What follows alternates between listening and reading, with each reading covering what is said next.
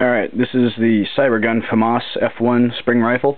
I just want to mention that it says F1 on the box, but it also has the G2 and G1 style full handguard. It's kind of like a hybrid of the two. So we're just going to do a little review of this. I'm just going to say, it's one of those guns I bought, just for screwing around. It looked like it had a really nice, like style to it, to accept paint. It's got a lot of big flat sides to it. So as you can see, I've done my own camouflage scheme on it. Really not for effect, more for just like, dude, check that out. Instead of like, like it's probably going to give you away more, it's going to hide you, but I just wanted to have some fun. I bought this for like winter, springers only games. So I wouldn't damage AEGs, so we just mess around in the snow with these things, and there's no way you can break them. You can chuck them in a pond and pull them out a year later, they're still going to shoot. There's nothing in them that can break. It's literally just a sear, a trigger, a bolt, and a barrel. There's no battery, there's nothing. You cock it once for each shot if you don't know what a springer is, That's it.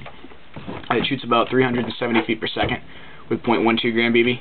Of course, I don't use those because they're a piece of junk and they'll actually jam in a gun like this. They'll jam in almost any gun for that matter. But I use like .2 gram BBs and it shoots like 320. It's not bad for a spring rifle. It actually puts a nice sting in your back when you get hit with it. It's really simple, but it actually has some nice features to it. For instance, it does have adjustable hop-up. If you take off the cheek piece, which can be adjusted for a left or right-handed shooter, underneath you'll find an adjustable hop-up unit. Right, there it is. As you can see, it moves. However, it doesn't really seem to have much effect. If you have it off, it shoots about 70 feet. If you turn it on, it shoots about 71 feet. It's pretty much, it's not too effective. They claim it's like this amazing back-sec system on the box. The box says a lot. The box also claims the gun's like a sniper rifle, and they give you like a red dot sight with it and a suppressor and all these things you really don't need. But it's only a spring rifle. Don't kid yourself. I threw almost everything in the trash. Not really. They're still in the box somewhere, but you know what I mean. Like I don't ever put crap like that on here. I keep it pretty much straightforward. I use the sights. Iron sights, as you can see, are adjustable for elevation in the rear. Goes up, goes all the way down. There are like 5 possessions in there somewhere. Front sight is adjustable for windage. You can swing it left or right. However, I've glued mine in the center and highlighted it with whiteout. It has a, as you can see, if you're not sure, and obviously I'm just gonna explain this to people who don't know. If you do know what I'm talking about, you can just, just completely ignore me. But this is just to educate the less fortunate. This is a bullpup layout. A bullpup is any gun that has a magazine behind the trigger group. As you can see, it makes for a really ugly gun, but it does add a lot more barrel length to a gun that doesn't have to be nearly as long. If you were to put the magazine on here, the barrel would have to start here, and therefore you have all this gun for no reason.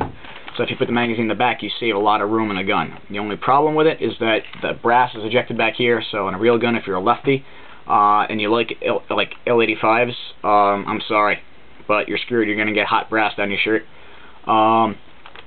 This as a spring rifle is fine. It's actually kind of comfortable. It's not the most comfortable gun in the world, but I mean, it's there. It's pretty solid. There's not much flex to the body. It's almost entirely ABS plastic. The only metal parts would be screw heads, the springs inside, and these rear sling mounts. The front sling mounts are plastic. They're junk and wouldn't even attach a sling to them if I had to. Other than that, I mean, it's fully plastic. It shoots fairly hard. It's not all that accurate. It's just a good all-around gun if you want something that's not going to break on you. The safety is this switch right here.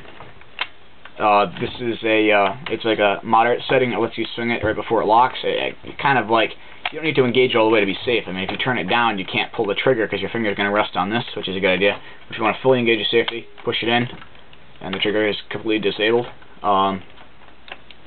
That's pretty much it. I mean, it's not as complex as an AEG. Obviously, you cock it right here, and it'll chamber 1 round, and you fire 1 shot. The magazine holds 45 BBs.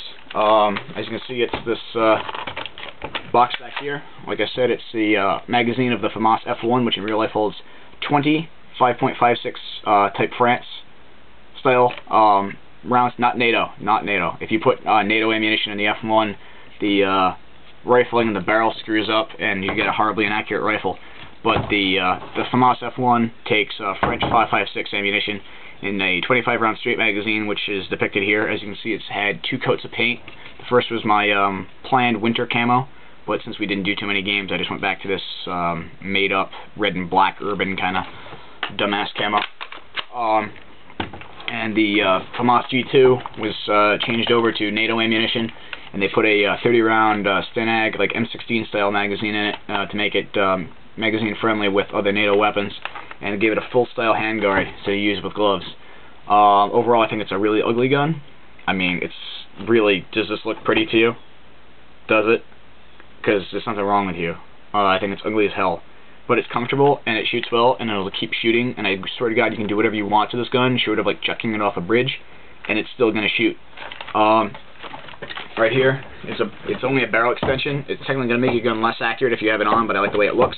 You can unscrew this, and underneath you get an orange tip, and this is where you can attach your suppressor or whatever the hell you want, if you want to be that kid, or you can just leave it off and look absolutely retarded with a short-barreled FAMAS.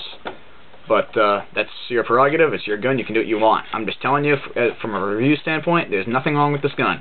It's a Springer, you get it for about $40-45 bucks. That comes a bunch of tactical crap if you want to be that kind of kid. That's pretty much it. You want a spring rifle? I recommend it. If you don't want a spring rifle, I don't know what you're doing watching this review. Other than that, thanks for watching, guys. Alright.